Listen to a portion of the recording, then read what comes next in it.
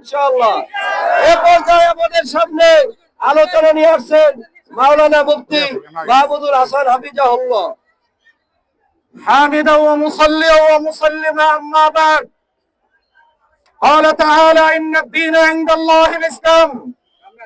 সংগ্রামী তাওহীদি জনতা, আজকে আমরা একটি বিক্ষোভ সমাবেশ পূর্ব সম্মেলনের সমাবেশ উপস্থিত হয়েছে।